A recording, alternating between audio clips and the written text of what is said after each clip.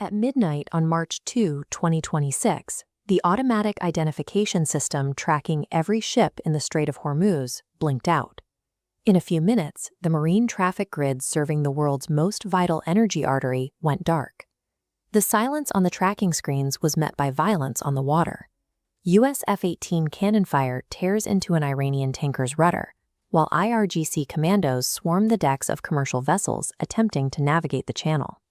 High above, fighter jets engage targets to clear the lanes.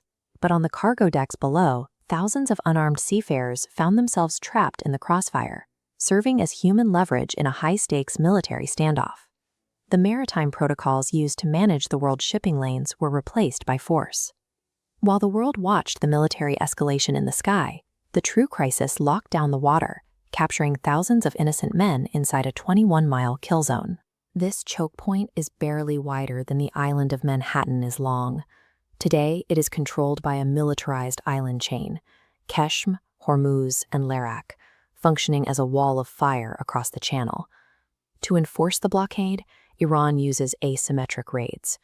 Under the cover of dawn, commandos fast rope onto commercial decks from helicopters, forcing tankers into Iranian territorial waters, where they remain anchored as pawns.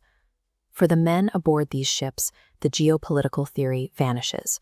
Anish, an Indian seafarer trapped for 10 weeks, described watching missiles tear through the sky from the porthole of a locked steel cabin. Survival supplies have vanished from the vessels. Captains report they have no rice or fresh food, forcing crews to ration down to a single meal a day while they wait for a rescue that isn't coming. This maritime hostage zone affects 20,000 sailors, but the strategic target is the global market that relies on the cargo they carry. This data shows the world's energy supply hitting a brick wall. 20 million barrels of oil, 20% of the global petroleum supply, are supposed to pass through this channel every 24 hours. In a normal 67-day window, tracking records over 6,500 safe voyages. Since the siege began, that traffic has collapsed to a handful of shadow vessels. For 50 years, the 1973 Yom Kippur War served as the benchmark for a cataclysmic energy crisis. Economists at the Dallas Federal Reserve have compared the numbers. They project this shortfall to be 3 to 5 times larger than the oil shocks that defined the 1970s. A new maritime regime has taken hold.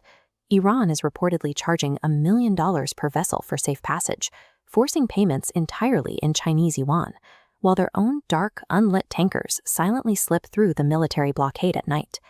But this strangulation reaches far past crude oil. It severs the supply of jet fuel and fertilizers, targeting the base layers of modern global logistics.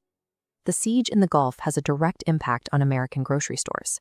With fertilizer shipments cut off, agricultural supply chains are breaking, leading to severe global hunger projections. American consumers feel the pressure at the pump. Skyrocketing fuel prices are paralyzing local transport and making the cost of basic goods unsustainable.